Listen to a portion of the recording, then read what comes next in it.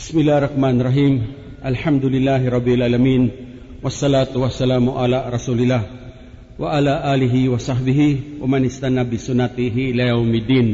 Sa ngalan ng Allah ang mapagpalaang mahabagin. Ang lahat ng papuri ay sa Allah lamang, ang Panginoon ng lahat ng mga nilikha. Naway ang kapayapaan at ang pagpapala ng Allah ay mapasa huling propetang si Muhammad sallallahu alaihi wasallam, sa kanyang pamilya, mga kasama, sa lahat ng propetang nauna sa kanya, at gayon din sa lahat ng taong tumatahak sa tamang landas hanggang sa araw ng paghuhukom. Una sa lahat, lubos ako na nagpapasalamat sa Allah, ang dakilang lumikha, sa pagkakataon na ipinagkaloob niya at tayo ay muling nagkasama-sama ngayong gabi rito. Dalangin ko sa kanya na sana hindi lamang dito sa ibabaw ng lupa tayo pinagtatagpo-tagpo ng Panginoong Diyos o ng Allah, kundi higit sa lahat sa kabilang buhay, na sana sama-sama din tayong lahat na inaani at tinatamasa natin ang mga biyaya na kanyang ipinangangako sa lahat ng matatapat na sumusunod, sumusuko at tumatalima sa kanyang mga kautusan. So sa lahat ng mga kababayan, magandang gabi sa inyong lahat, at sana bigyan natin ng konting panahon na mapakinggan ang pangunahing aral ng pananampalatayang Islam. Hindi may pagkakaila na marami sa mga kababayan natin na kanilang hinuhusgahan ang Islam sa nakikita nila sa tao.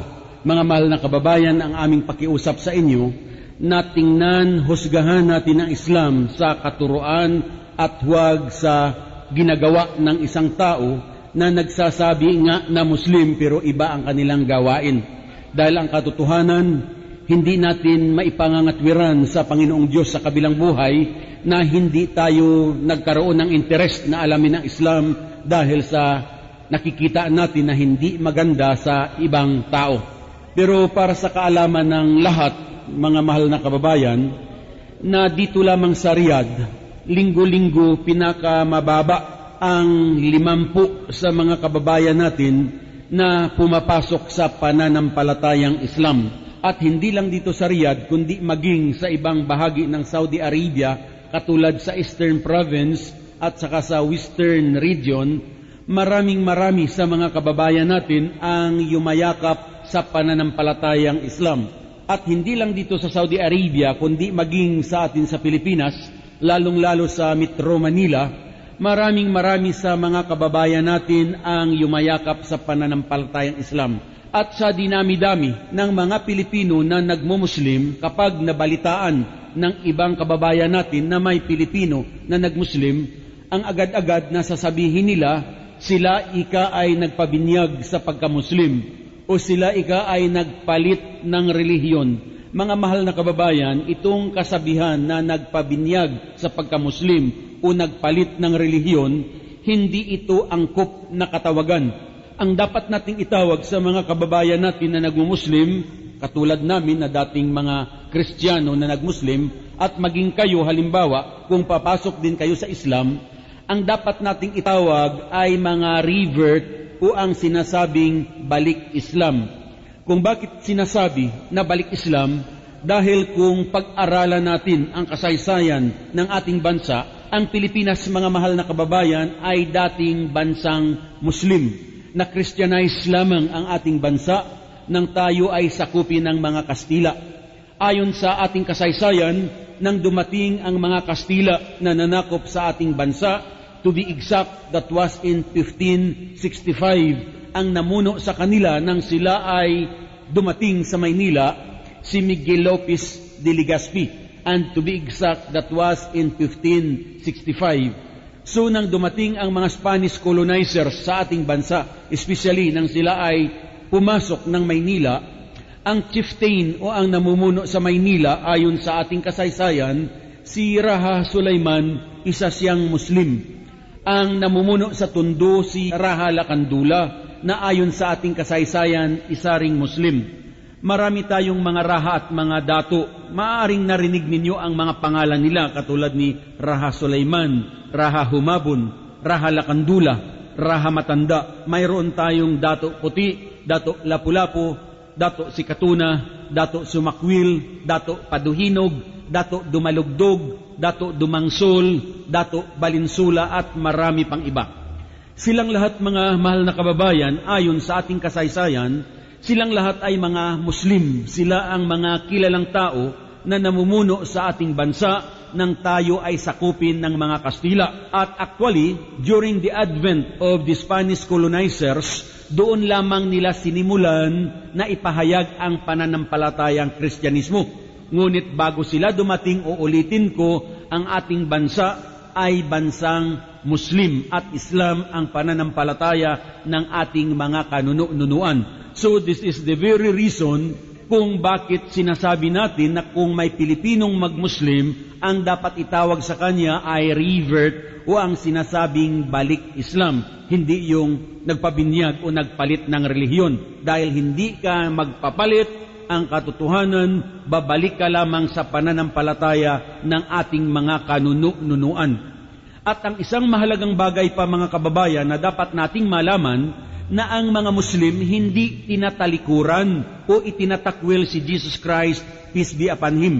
Kapansin-pansin na marami sa ating kababayan ang nag-aakala na ang akala nila that we Muslims do not believe in Jesus Christ, peace be upon Him. Kung mayroon sa inyo ang nag-aakala, mga mahal na kababayan, ito ay mali sapagkat ang katotohanan, ang mga Muslim ang tunay na sumusunod, nagmamahal at gumagalang kay Kristo bilang isa sa pinakadakilang propeta ng Panginoong Diyos. Bilang Muslim, naniniwala kami na si Jesucristo gumawa ng maraming milagro, katulad ng bumuhay siya ng patay, pinadilat niya ang mata ng bulag, pinalakad ang mga pilay, pinagaling ang mga may kitong at marami pang iba. Subalit ang mga milagrong yaon hindi ni Kristo ginawa sa sariling kanya, kundi sa kapahintulutan lamang ng Allah o ng Panginoong Diyos na nagsugo sa Kanya. Maging si Kristo ang sabi niya, ang lahat ng ginagawa kong ito ay hindi saganang akin, bagkus nagmula sa Diyos na nagsugo sa akin. Malinaw na nagampanan niya ang lahat ng kapangyarihan, hindi sa sariling Kanya, kundi ipinagkaloob lamang ng Allah o ng Panginoong Diyos na nagsugo sa Kanya. Ngayon, ang karamihan sa mga kababayan natin, ang paniniwala nila kay Kristo na siya ay anak ng Diyos hanggang sa itinaas nila at ginawang Diyos. So kung bakit sinasabi na siya ay anak raw ng Diyos dahil walang ama. Mga mahal na kababayan, kaming mga Muslim, naniniwala rin na si Kristo ay nalikha na walang ama. Ngunit hindi nangangahulugan na siya ay anak ng Diyos. Dapat nating malaman na ang Panginoong Diyos na pinakamakapangyarihan sa lahat at tanging tagapaglikha ng lahat-lahat ng bagay, sa kanyang kadakilaan at kapangyarihan, lumikha siya ng tao sa iba't ibang paraan. Dapat nating malaman na ang Panginoong Diyos lumikha ng tao na walang lalaki at babae na pinagmulan. Sino ito? Si Adan, wala siyang nanay at walang tatay. Lumikha din ang Allah o ang Diyos ng tao galing sa lalaki na walang babae na pinagmulan. Sino? Si Iba, galing sa tadyang ni Adan. At lumikha din ang Diyos ng tao galing sa babae na walang lalaki na pinagmulan. Sino? Si Jesucristo, galing kay Virgin Mary na walang tatay. At lumikha ang Diyos ng tao galing sa nanay at tatay, tayong lahat. Kaya nga ang dapat lamang nating sambahin, walang iba kundi ang Allah o ang Panginoong Diyos na siyang lumikha ng lahat-lahat ng bagay, nakikita at hindi nakikita. Maraming mga kataga o terminolohiya na inyong naririnig. Maaring hindi tama ang inyong pagkakaunawa, kaya ipaliwanag natin ito ng maikli. Kung nabasa na ninyo at kung may nagpaliwanag man sa inyo, palagay ko walang masama kung ipaliwanag natin muli ng maikling-maikli lamang. So katulad halimbawa ang Islam. Ang Islam, mga kababayan, hindi kinuha sa pangalan ng isang tao, bagay o tribo, kundi ang Islam ay hinango sa root word o sa salitang ugat na salam, na ang ibig sabihin ay peace o kapayapaan. Kaya kung inyong mapapansin ang mga Muslim, ang pagbabatian sa isa't isa ang laging sinasabi, Salamu alaikum, meaning peace be with you. Lagi niyang hinahangad na ang kapayapaan ay mapaparoon sa kanyang binabati. Ang pagbati na ito, actually, Hindi lamang dapat Muslim ang gagamit nito.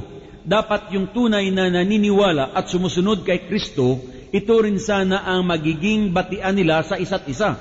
Dahil maging si Jesus Christ noong kanyang panahon, sa tuwing papasok siya sa sinaguga, ang laging pagbati ni Kristo sa kanyang mga disipulo at mga tagasunod ay, "Peace be with you," nang ibig sabihin, "Salamu alaikum." At ang pagbating ito, itinuturo ito sa karamihan sa mga nagsasabing Kristiyano, lalong-lalo kung may mga kababayan tayong Katoliko riyan. Kung inyong matatandaan, noong kayo'y pumapasok sa simbahan upang makinig ng sermon o misa ng pari, ang laging sinasabi ng pari pagkatapos ng kanyang misa, magbatian kayo ng kapayapaan sa isa't isa. Kaya titingin ka sa iyong katabi, kanan, kaliwa, likod, at sinasabi mong, "Peace be with you, peace be with you," na ang ibig sabihin, "Salamu alaikum, salamu alaikum." Ngunit maliban sa hinango sa salitang ugat na salam, ang Islam, mga kababayan, Arabic ito nakataga na may pautos na kahulugan, na ang ibig sabihin ng Islam ay pagsunod, pagsuko, pagtalima sa kautusan ng nag-iisang Diyos. Kaya tulad ng sinabi natin, hindi ito kinuha sa pangalan ng isang tao o tribo. Dahil kung mapapansin ninyo, ang halos lahat ng pananampalataya sa kasalukuyan, kinuha nila ang pangalan ng pananampalataya nila sa pangalan ng isang tao o tribo. Katulad halimbawa ang Hinduism. Ang Hinduism, isang relihiyon na hinango sa tribo ng Indus Valley sa India, sa mga Hindu people. Katulad ng Judaism, isang relihiyon na hinango sa tribo ng Juda. Walang kaibahan sa Buddhism, relihiyon na hinango sa pangalan ng founder na si Gautama Buddha.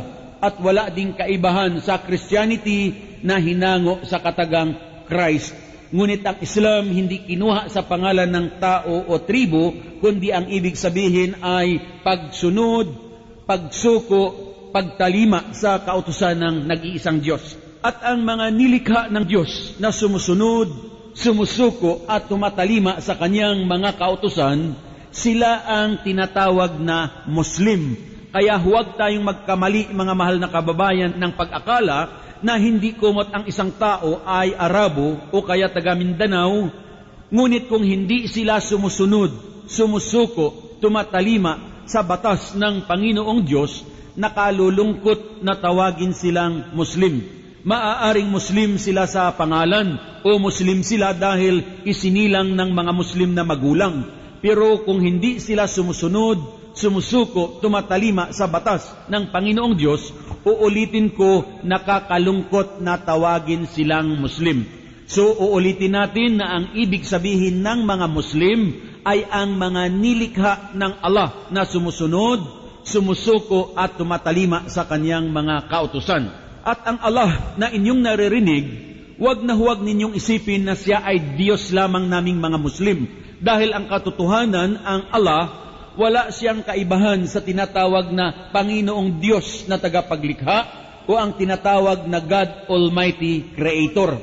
Ang Allah, siya ang lumikha sa ating lahat. Siya ang lumikha ng lahat ng bagay nakikita natin at hindi nakikita. Siya ang nagbigay buhay sa lahat at siya lamang ang nakaalam kung kailan tayo babawian ng buhay.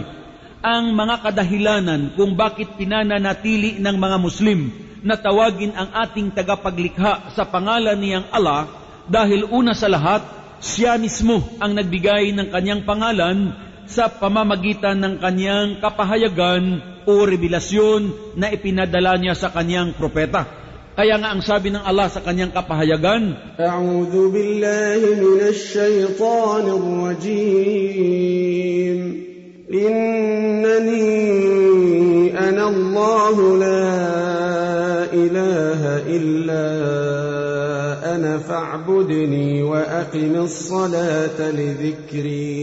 Meaning ang sabi niya, katotohanan ako ang Allah, walang ibang Diyos liban sa akin, kaya't paglingkuran ako at mag-alay ng palagi ang pagdarasal bilang pag-alaala at pasasalamat sa akin. So inuulit ko mga mahal na kapatid, mga kababayan, na kapag narinig ninyo ang Allah, huwag na huwag ninyong isipin na siya ay Diyos lamang ng mga Muslim.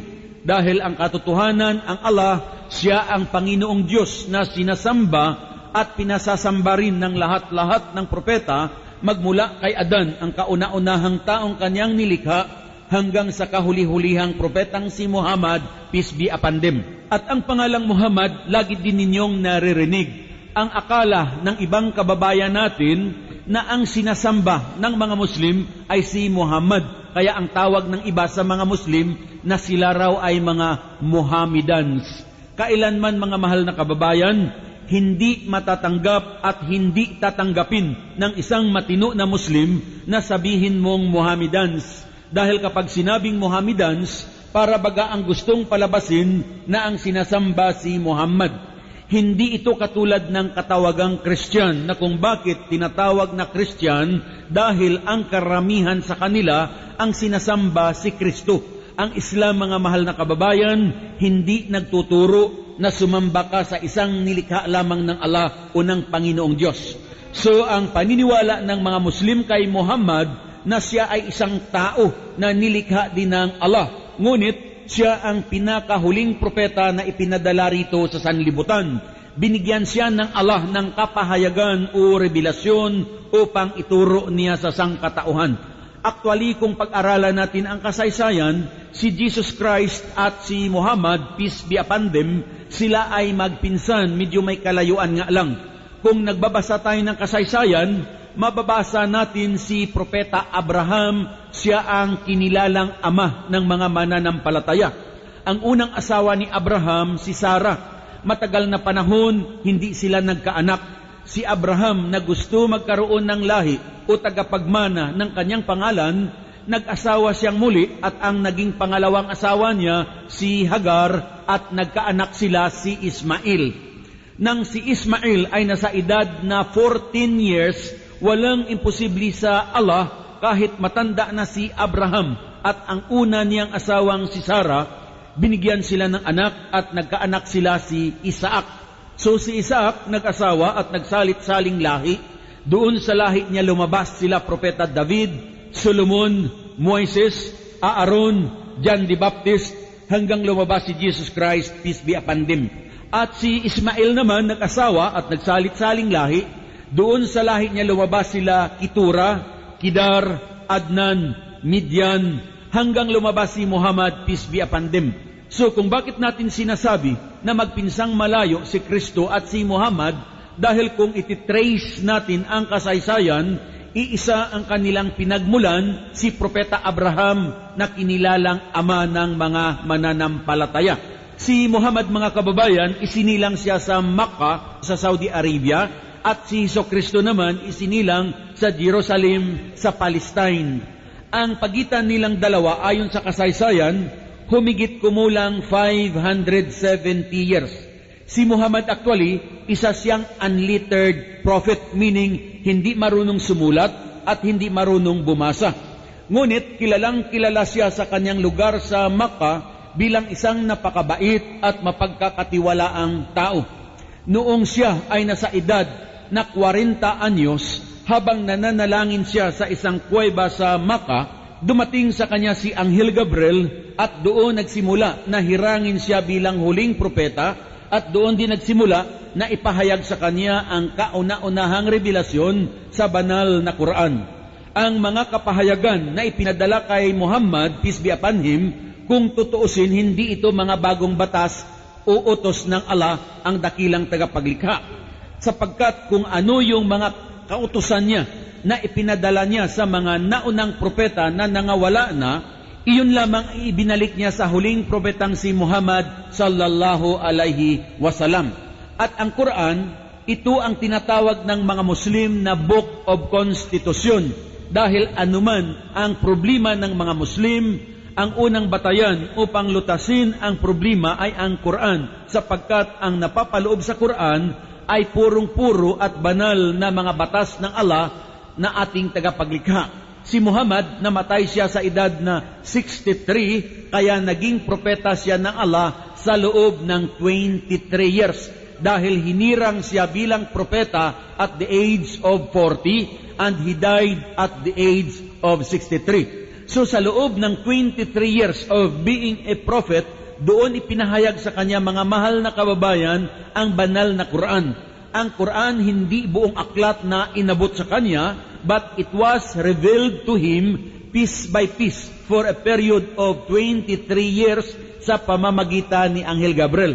So para pa sa inyong karagdagang kaalaman, ang Quran, mga mahal na kababayan, binubuo ito ng 114 chapters. Ngunit sa buong sanlibutan, milyon sa mga Muslim ang nakamemorize ng buong Quran word for word from cover to cover. Kung bakit natin sinasabi na milyon ang nakasasaulo, sapagkat ano ang alam nating banal na kapahayagan na namimemorize ito ng kanyang tagasunod from cover to cover. Katulad halimbawa ang Biblia, hindi sa tinutuligsaan natin ito, mga mahal na kababayan. Binabanggit ito natin bilang paghahambing lamang. So katulad halimbawa ang Biblia, sino ang kilala natin na nasasaulo niya ang buong Biblia magmula sa Genesis hanggang sa Revelations? O ipagpalagay natin ang New Testament lamang from Gospel according to Matthew hanggang sa Apocalypse, sino ang nakamemorize ng buong New Testament? Wala kahit isa. Ngunit ang Quran, maging sa atin sa Pilipinas, libo ang mga bata na nasa edad 12, 13, 14 anyos na memorize nila ang buong Quran from cover to cover as it was originally revealed to Prophet Muhammad sallallahu alaihi wasallam. So ito ang mai-explain natin ng maikli kung ano ang ibig sabihin ng Islam, kung sino ang mga Muslim, kung sino ang Allah, kung sino si Muhammad, at kung ano ang Quran. Bilang Muslim, mga mahal na kababayan, kami ay mayroong mga pinaniniwalaan. Noong kami ay Kristiyano, nagtuturo ang simbahan na maniwala sa mga bagay-bagay. Ang Islam, mga mahal na kababayan, nagtuturo na bilang Muslim, kailangang maniwala ng buong katapatan sa mga bagay-bagay na ito. Una sa lahat, ang mga Muslim ay naniniwala at sumasamba lamang sa Allah, sa nag-iisang Diyos. Sa Islam, kapag sinabi na ang Allah o ang Diyos ay nag-iisa, tanging nag-iisa siya. Wala siyang ama, wala siyang ina, wala siyang anak, wala siyang kabahagi sa kanyang pagkapanginoon. Siya lamang ang karapat-dapat sambahin sapagkat siya lamang ang nagbigay buhay sa ating lahat. So karapat-dapat lamang na kung sino ang lumikha sa iyo, sa kanya ka lamang sumamba. Ang pangalawang paniniwala ng mga Muslim ay ang maniwala sa lahat ng mga anghel. Maging ang Christianity nagtuturo at naniniwala rin sa anghel. We Muslims likewise believe. Ang paniniwala ng mga Muslim sa anghel na sila ay nilikha ng Allah mula sa liwanag. Ngunit tayong mga tao, nilikha tayo mula sa lupa. Kaya kung tayo mamamatay, ang pisikal na katawan natin na inaalagaan natin ng mabuti, ito ay magbabalik lamang sa lupa o sa alikabok. Ang paniniwala ng mga Muslim sa anghel na tayong lahat sa ating pang-araw-araw na pamumuhay ay may anghel na nagbabantay sa atin. May anghel sa ating kanan, siya ang naglilista ng ating mabubuting ginawa, at may anghel sa kaliwa na siya naman ang naglilista ng ating masamang ginawa. Ang listahan nilang ito ang tinatawag sa Islam na Book of Record or talaan ng gawa, na ito ang ihaharap sa atin sa darating na araw ng paghuhukom. Kung matimbang ang kabutihang nagawa mo, mapupunta ka sa paraiso, ngunit kung matimbang ang masama, mapupunta ka sa impyerno. Ang lahat ng ginawa ng tao, mabuti man o masama, walang may nakalalampas ang lahat na ililista ng anghel na nagbabantay sa atin. Ang pangatlo na paniniwala ng mga Muslim ay ang maniwala sa lahat ng orihinal na revelasyon o mga kapahayagan na ipinadala ng Allah sa kanyang mga propeta. Bilang Muslim, naniniwala kami na si Propeta Abraham ay binigyan ng revelasyon, ang tinatawag na Scroll of Abraham o tinatawag na Kalatas or Suhuf. Naniniwala din ang mga Muslim na si Propeta Moises binigyan ng revelasyon, ang tinatawag na the law or the Decalogue. Dika meaning 10 or 10. Doon napapaloob ang 10 utos o ang 10 commandments na tinatawag. Tinatawag din ito na Torah. Naniniwala din ang mga Muslim na si Propeta David binigyan ng revelasyon ang tinatawag na Salmo ni David or mga awit. Tinatawag din ito na sabor. At naniniwala ang mga Muslim na si Jesus Christ binigyan ng revelasyon ang tinatawag na Ebanghelyo ni Jesus or the Gospel o ang magandang balita. Tinatawag din ito na Injil. At panglima, naniniwala ang mga Muslim na si Muhammad binigyan ng revelasyon ang Quran, meaning ang babasahin. So bilang Muslim, kailangang paniwalaan ang lahat ng original na mga kapahayagang yaon sapagkat iisa lamang ang pinagmulan, ang Allah o ang Panginoong Diyos na ating tagapaglikha. Ang pang-apat na paniniwala ng mga Muslim ay ang maniwala sa lahat ng propeta ng pantay-pantay at walang pagtatangi-tangi. Maraming propeta ang inyong narinig, mga mahal na kababayan. Magbabanggit ulit tayo ng iilan, katulad nila Noah, Abraham, Ismail, Isaac, Jacob, Moises, Solomon, Aaron, John the Baptist, Jesus Christ at Muhammad, peace be upon them.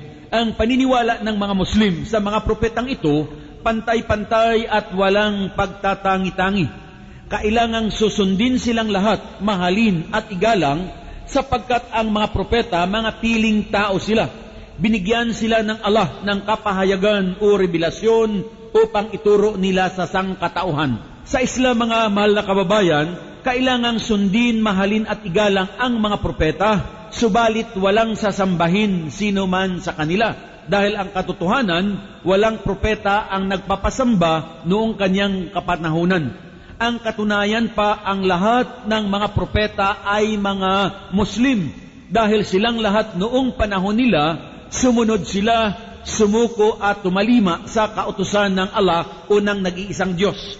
Kung bakit natin sinasabi na Muslim ang lahat ng propeta, dahil kung pag-aralan natin ang kanilang buhay o kasaysayan, katulad halimbawa ni Moises noong kanyang panahon, ang kanyang turo, mga mahal na kababayan, ay ang sumamba lamang sa nag-iisang Panginoong Diyos. At lagi siyang nananalangin. Tuwing manalangin si Moises, sa iisang Diyos tumatawag at nagpapatira pa kung magdasal. Nang ipadala ng Panginoong Diyos si Jesucristo, kailanman hindi siya nagturo sa tao na siya ang sasambahin. Bagkus ang kanyang turo ay ang sumamba lamang sa nag-iisang Diyos. At lagi siyang nananalangin. Kung magdasal si Jesus, sa iisang Diyos lamang tumatawag at nagpapatira pa din sa lupa. Nang ipadala ang huling propetang si Muhammad, ganun din ang kanyang turo, ang sumamba lamang sa nag-iisang Diyos, at kung siya ay magdasal, nagpapatira pa sa lupa. Kung inyong mapansin, mga mahal na kababayan, ang lahat ng Muslim sa buong sanlibutan, anuman ang kanyang lahi o katayuan sa buhay, kung magdasal silang lahat, sa iisang Diyos lamang tumatawag at nagpapatira pa sa lupa kung manalangin. Malinaw, mga mahal na kababayan, na iisa ang turo at iisa ang pamamaraan ng pagsamba ng lahat ng propeta dahil iisang Panginoong Diyos ang nagsugo o ang nagpadala sa kanilang lahat.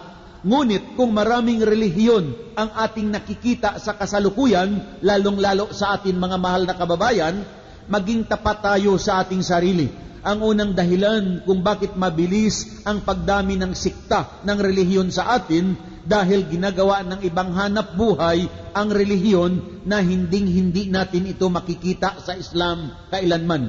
So bilang Muslim, kailangang sundin, mahalin at igalang ang mga propeta sapagkat sila ang ating daan, sila ang ilaw at sila ang katotohanan tungo sa kaligtasan. Ibig sabihin na kung ang mga propeta ang ating sundan at tularan, kung tayo ay sumasamba sa Panginoong Diyos, makaaasa tayo na ang ating panalangin ay tatanggapin ng Diyos at makakamta natin ang paraiso o ang kaligtasan sa darating na araw ng paghuhukom. Ang panglima na paniniwala ng mga Muslim ay ang maniwala sa araw ng paghuhukom. Maging ang Christianity nagtuturo at naniniwala rin sa araw ng paghuhukom. Mga mahal na kababayan, ang mga Muslim, tapat din ang paniniwala sa araw ng paghuhukom. Mahalagang mahalaga na paniwalaan natin ang araw ng paghuhukom dahil una sa lahat, tayong lahat ay mamamatay. Kailangan pang maniwala dahil kung hindi tayo naniniwala na may Day of Judgment na tinatawag, ang buhay natin sa mundong ito mga kababayan, parang walang silbi o saysay. Bakit? Dahil kung mapapansin natin, marami sa tao ang gumagawa ng mabuti na hindi nagagantimpalaan. Marami ang gumagawa ng masama na hindi napaparsahan. Kung kayo o kung tayo ay sa ating bansa at subukin natin na araw-araw manood tayo ng 24 oras, magandang gabi bayan, TV Patrol, magbasa tayo ng dyaryo o makinig ng balita sa radyo.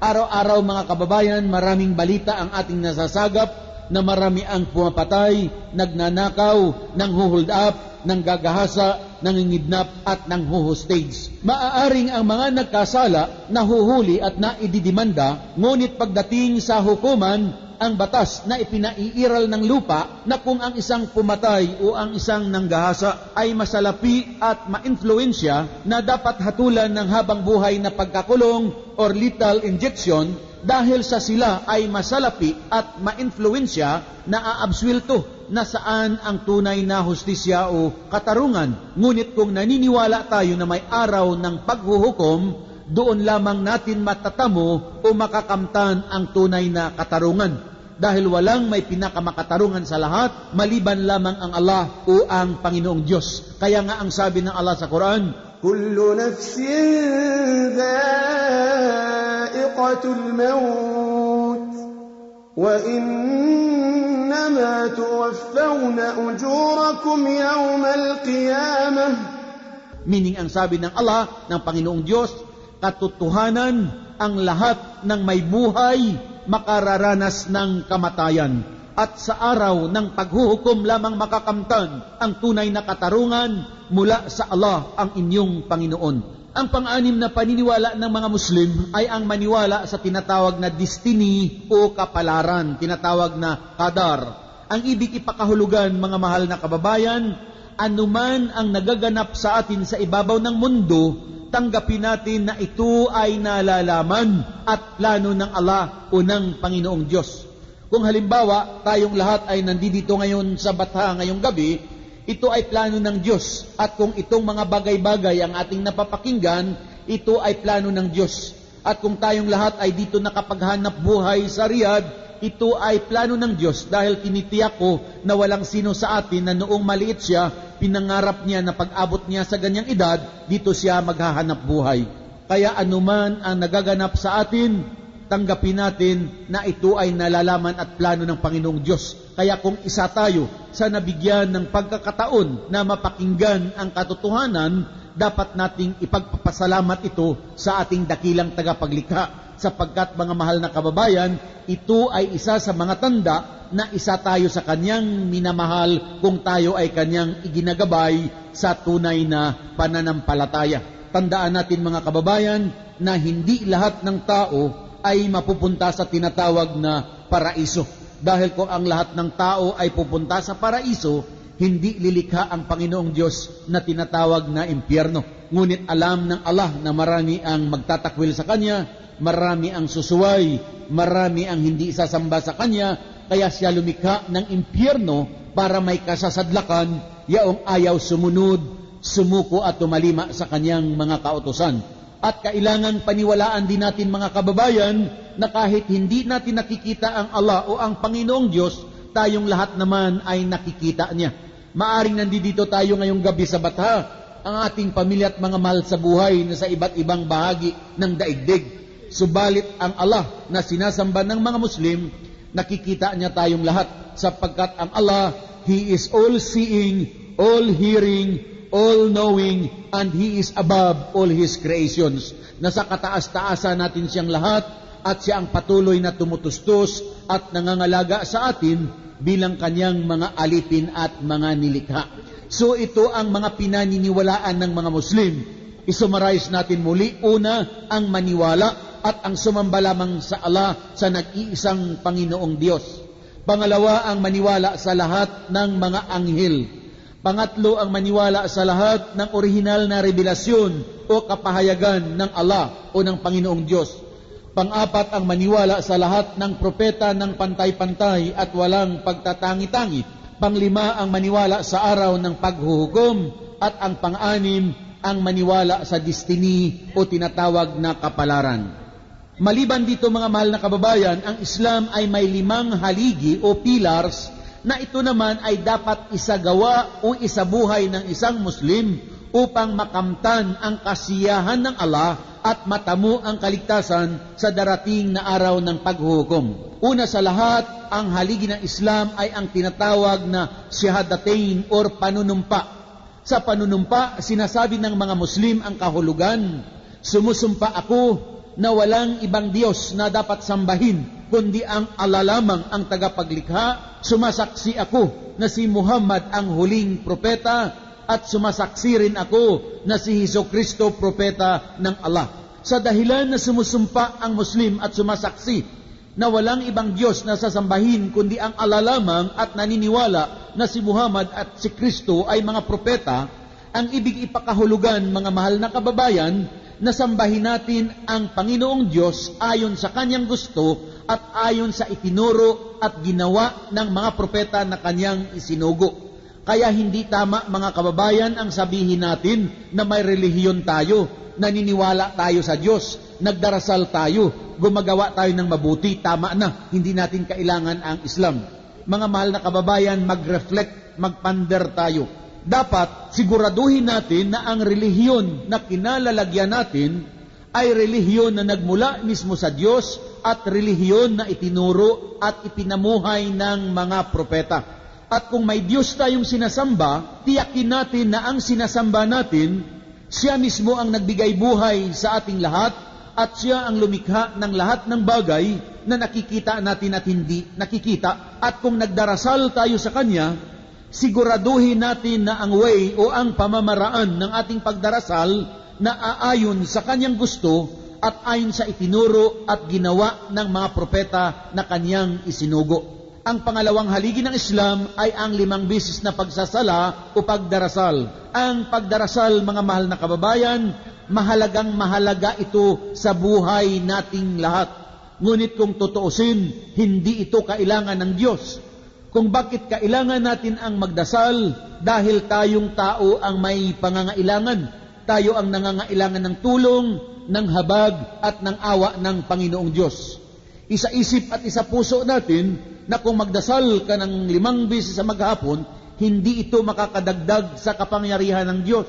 Kung ayaw nating magdasal, hindi mababawasan ang kapangyarihan ng Allah o ng Diyos. Siya pa rin ang tinatawag na akbar, meaning pinakadakila, na Siya ang nagbigay buhay sa ating lahat. Siya lamang ang nakaaalam kung kailan niya tayo babawian ng buhay. Kaya anuman ang kalagayan ng isang Muslim, kapag dumating ang oras ng pagsasala o pagdarasal, kinakailangan na gampanan o isagawa niya ito bilang pagpasalamat sa Diyos, pagpuri, pagdakila, pagluwalhati, higit sa lahat pagtanaw ng utang na loob sa Diyos na nagbigay buhay sa Kanya. Hindi ito katulad ng hindi Muslim mga kababayan, na ang karamihan sa tao na alaala lamang nila ang Diyos at naalaala ang magdasal kung may sakit, kung may problema, kung may pangangailangan, kung nasa bingit ng kamatayan, kung tumanggap ng balita na may problema ang kanyang pamilya o mga mahal sa buhay. Pero kung walang problema ang tao, maayos ang trabaho, maayos ang kalusugan, maayos ang kalagayan, ang akala niya, kaya niya tinatamasa ang lahat dahil sa sarili niyang sikap, dahil sa mahusay siya, dahil sa madiskarte siya, o dahil sa matalino siya. Ito ang akala niya. Nakalimutan niya na ang lahat ng kanyang tinatamasa sa mundong ito ay pahiram at ipinagkatiwala lamang ng Allah o ng Panginoong Diyos. At ang pagdarasal, of course, pagkain ito ng ating spiritual na katawan. Nagpapapatawad ito sa ating mga kasalanan at nagsisilbi itong ilaw at liwanag sa puso at isipan ng isang tunay na mananampalataya. Ang kabayaran ng pagdarasal, maaaring wala sa mundong ito mga kababayan, ngunit ang katotohanan, magwawakas tayong lahat at magbabalik tayo sa Panginoon upang tayo ay magsulit sa lahat ng ating mga ginawa. Ang pangatlong haligi ng Islam ay ang tinatawag na zakat, translate roughly as charity or kawang gawa. Ngunit itong zakat na tinatawag sa Islam, na kung ang isang Muslim ay may ipon siya na hindi niya nagalaw sa loob ng isang taon, pagdating ng katapusan ng taon, kinakailangan na kukunin niya ang 2.5% nito at ibigay niya sa alam niyang naghihirap o nangangailangan. Subalit kung wala siyang ipon dahil ang kanyang kita ay tamang-tama lang sa kanya, hindi siya obligado. Kung kinakapos siya at kung mayroong Muslim na may kakayahan, actually, isa pa siya sa recipient o isa sa pagbibigyan. Hindi ito katulad ng ibang pananampalataya, mga kababayan, na kahit wala silang ipon, ngunit pagdating ng katapusan ng buwan, inoobliga sila na magbigay ng tinatawag na tithe or ikapo. Ibinibigay ito sa simbahan o kung sino mang namumuno na hindi nalalaman kung saan ito gugugulin. Ngunit sa Islam, mga kababayan, ikaw ang may karapatan mamili upang sa gayon ang tulong na ibinigay mo pakikinabangan ng naghihirap o nangangailangan. Ngunit kung wala kang ipon, I repeat, hindi ka obligado na uunawaan ng Allah o ng Panginoong Diyos ang iyong kalagayan. Ang pang-apat na haligi ng Islam ay ang pagpapasting o pag-aayuno sa buwan ng Ramadan. Itong pag-aayuno o pagpapasting na ginagawa ng mga Muslim, hindi ito bagong utos ng Panginoong Diyos, mga mahal na kababayan. Dahil kung papaano niya ito inutos sa mga naunang propeta at sa kanilang mga tagasunod, this is the same fasting na ipinatutupad sa mga Muslim sa kasalukuyan. Kaya kung papaano nag-ayuno ang mga naunang propeta at ang kanilang mga tagasunod, katulad ni Jesus, ni Moises, ni Abraham, this is the same fasting na ipinag-uutos sa mga Muslim sa kasalukuyan. So sa pag-aayuno, sa pagpapasting, dito ipinadadama ang pagkakapantay-pantay ng lahat. Anuman ang katayuan ng isang tao sa buhay, maaring hari siya, presidente, prinsipi, abogado, doktor, tagawalis sa kalye, kung nag-aayuno ang lahat, ang hirap at gutom na nararanasan ng isa, ito ay nararanasan ng lahat-lahat. At dito nagkakaroon ng pag-reflect ang isang tao na kung halimbawa, maraming yaman ang ipinagkatiwala sa kanya o biyaya ng Panginoong Diyos na ipinagkatiwala sa kanya, dapat matuto siyang magbahagi sa iba. Dahil kung hindi niya gagawin, ito ay magiging pananagutan sa Allah sa darating na araw ng paghuhukom. At ang pagfafasting sa Islam, of course, ang lahat ng bahagi ng katawan ay kanyang pinag-aayuno. Bawal ang kumain, bawal ang uminom, bawal ang manigarilyo, bawal ang magmura, ang makipag-away, ang manood ng malalaswa, ang makinig ng hindi ka nais-nais, maging ang pakikipagtalik sa asawa, ipinagbabawal sa oras ng pag-aayuno. At ang kabayaran, mga mahal na kababayan, sa pag-aayuno, maaaring wala sa mundong ito, ngunit uulitin ko, mamamatay tayong lahat, magbabalik tayo sa Panginoong Diyos upang tayo ay magsulit sa lahat ng ating mga ginawa. Marami pa tayong matututuhan sa kahalagaan nito. Ang panglima na haligi ng Islam ay ang paghahajj o pagpipilgrimage. Itong paghahajj, mga mahal na kababayan, inuobliga ang lahat ng Muslim sa buong sanlibutan na isagawa nila ito at least once in their lifetime. Ngunit ito ay may mga kondisyon upang kanyang gawin. Ang unang kondisyon, kailangan of course isa siyang Muslim. Sumunod, of course, malakas ang kanyang pangangatawan upang maglakbay sa Makkah upang isagawa ang rituals nito. Sunod na kondisyon, kailangang may sapat siyang salapi na gugugulin kung siya ay maglalakbay. At ang sumunod, kailangang matino ang kanyang pag-iisip. Malakas siya kung walang sapat na salaping gugugulin, hindi siya obligado. At mayaman siya kung hindi matino ang kaisipan, hindi rin obligado.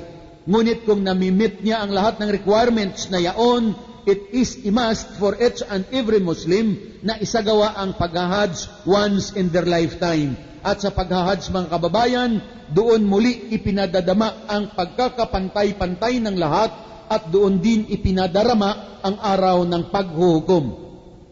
Kung bakit doon ipinadadama ang pagkakapantay-pantay ng lahat, sapagkat ang sino mang maghahajj, anuman ang katayuan niya sa buhay, anuman ang kanyang lahi, saang sulok man siya ng daigdig mula, silang lahat ang kalalakihan, walang brief, walang sando, pero nakabalabal ng puting-puti na tela na hindi naman nakikitaan. At ang layunin ng paglakbay ay upang manalangin sa Panginoon, humingi ng tulong, humingi ng habag, humingi ng awa, manalangin na ipagkaloob sa Kanya ang kaligayahan at ang kapayapaan sa mundong ito, higit sa lahat na nanalangin siya na ipagkaloob sa Kanya ang paraiso at ang kaligtasan sa darating na araw ng paghuhukom.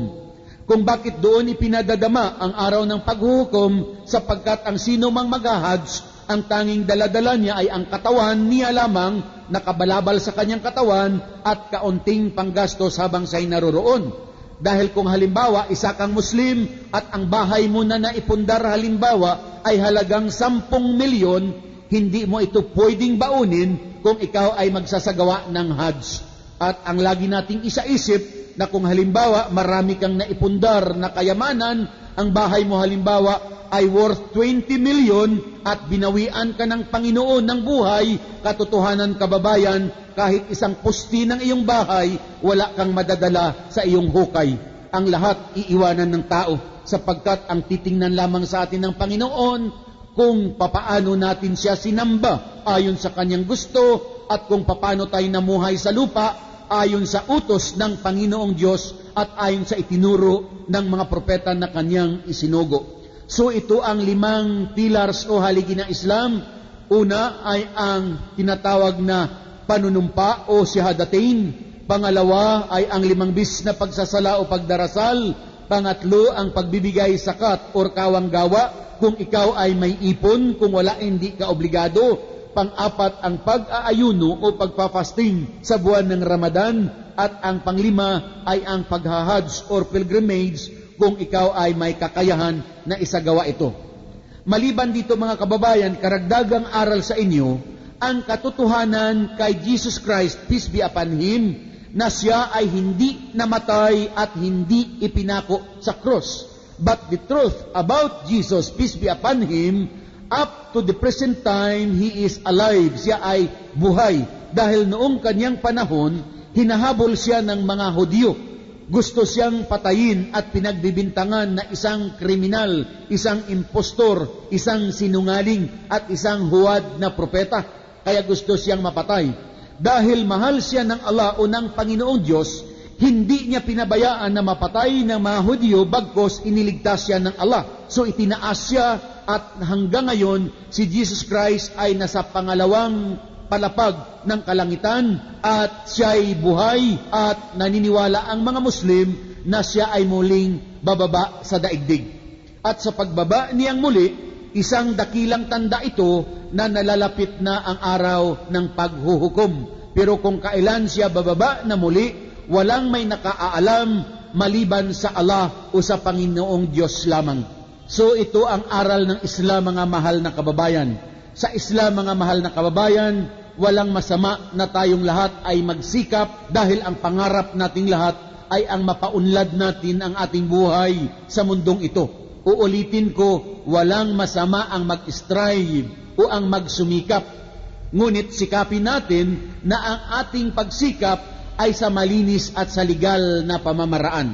So if there is nothing harm to strive in order to succeed in this world, mga mahal na kababayan, ang turo ng Islam na mas higit na sumikapan at paghandaan natin ang tinatawag na kabilang buhay at ang araw ng paghuhukom, sapagkat naroroon ang tinatawag na buhay na walang hanggan. At ang paghanda natin sa tinatawag na kabilang buhay, huwag naman natin sanang sabihin na later on o tsaka na lang. Dahil ang katotohanan, mga mahal na kababayan, walang sino sa atin ang may hawak ng kanyang buhay. Ang sabi nga ng Allah sa banal na Quran, وَمَا تَدْرِي نَفْسٌ مَاذَا تَكْسِبُ غَدًا وَمَا تَدْرِي نَفْسٌ بِأَيِّ أَرْضٍ تَمُوتُ إِنَّ اللَّهَ عَلِيمٌ خَبِيرٌ. Meaning, ang sabi ng Panginoon, walang sino sa inyo ang nakaalam kung ano ang mangyayari sa inyo bukas. At walang sino sa inyo ang nakaalam kung saang lugar kayo mamamatay. Innallaha alimun kabir. Ang Allah lamang ang nakakaalam ng lahat-lahat ng bagay. Kaya isang pakiusap, mga mahal na kababayan, na sana bago tayo dumating sa ating libingan, tayong lahat ay nakahanda para sa tinatawag na kabilang buhay, sapagkat naroroon ang buhay na walang hanggan. Ang lagi nating isaisip, sa bawat patak ng orasan, tayong lahat ay lumalapit sa ating mga libingan. Walang sino sa atin ang magsasabi na lumalayo siya sa kanyang hukay. I am assuring each and everyone that in every bit of a second, each and every one of us, we are getting close to our graveyard, mga mahal na kababayan. So ito ang higit nating paghandaan. At ang pagpasok sa Islam sa mga kababayan natin, na halimbawa gustong mag-Muslim, walang sinasabing ikaw ay bibinyagan o magkakaroon ng maraming seremonyas. Ang kondisyon lamang sa sino mang gustong yumakap sa Islam na tinatanggap mo ng tapat sa iyong puso at isipan na ikaw ay sasamba lamang sa Panginoong Diyos na tagapaglikha. Na kahit hindi natin nakikita ang Panginoong Diyos, ngunit tayo mismo halimbawa tumingin sa salamin, makikita natin kumpleto tayo sa bahagi ng ating katawan. Ito, mga kababayan, ay mga signs or proof na may Panginoong Diyos na lumikha sa atin. So sa sino mang gustong sumamba lamang sa Panginoong Diyos na tagapaglikha, kung siya ay nais yumakap sa Islam, wala siyang ibang gagawin kundi ang manumpa lamang. At sa panunumpa, kanyang sasabihin ang ganito, sumusumpa ako na walang ibang Diyos na sasambahin kundi ang Allah lamang ang tagapaglikha. Naniniwala ako na si Muhammad ang huling propeta. Naniniwala rin ako na si Hesukristo propeta ng Allah, anak ni Maria, hindi anak ng Allah. Naniniwala ako na ang paraiso katotohanan. Naniniwala rin ako na ang impyerno katotohanan. Naniniwala ako na ang lahat mamamatay. Darating ang araw ng paghuhukom. Ibabangon ng Allah ang lahat sa libingan at hahatulan ayon sa sarili niyang ginawa. Matapos sabihin ng panunumpa na ito, isa na siyang Muslim. Ngunit, hindi dito nagtatapos, mahal na kababayan. Dito magsisimula na ikaw ay tuturuan ng iyong gawain at isabuhay mo naman ito para ikaw ay matawag na Muslim, yaong sumusunod, sumusuko at tumatalima sa utos ng Panginoong Diyos na tagapaglikha. So, mga mahal na kababayan, ang aming panawagan sa inyo na sana ay magkaisa tayong lahat, magmahalan tayo at sumamba lamang tayo sa Panginoong Diyos na nagbigay buhay sa ating lahat. Ngunit uulitin ko, mga kababayan, it's not enough to say that you believe in God and you are worshiping God. Siguraduhin natin na ang sinasamba natin, siya mismo ang nagbigay buhay sa ating lahat at ang pamamaraan ng ating pagsamba na aayon sa kanyang gusto at ayon sa itinuro at ginawa ng mga propeta. This is the very reason why God sent prophets, para ang mga propeta ang ating sundan, tularan at pamarisan dahil sila ang daan patungo sa kaligtasan. So uulitin ko, I repeat, we have to prepare for the next life. Ang sabi nga ng Allah sa Quran, لا يجزي والد عن ولده ولا مولود هو جاز عن والده شيئا. Katakutan ninyo ang darating na araw ng paghuhukom, sapagkat sa araw na yaon, walang magulang ang matutulungan ng anak, walang anak ang matutulungan ng magulang. Ang bawat isa mamamatay at mananagot siya sa sarili niyang ginawa. So, mga mahal na kababayan, ako ay lubos na nagpapasalamat sa Allah ang dakilang lumikha sa inyong ibinahaging panahon upang makinig, at dalangin namin sa Allah ang dakilang lumikha na sana hindi lamang dito tayo sa lupa pinagpasama, higit sa lahat sa kabilang buhay, sama-sama tayong lahat na inaani at inatamasaan natin ang mga biyaya na kanyang ipinangangako sa lahat ng mga matatapat na sumusunod, sumusuko at tumatalima sa kanyang mga kautusan. Wa akhiru da'wana inalhamdulillahi rabbil alamin. Assalamu alaikum warahmatullahi wabarakatuh. Sumainyo ang kapayapaan, pagpapala at habag ng Allah ang lumikha. Maraming salamat.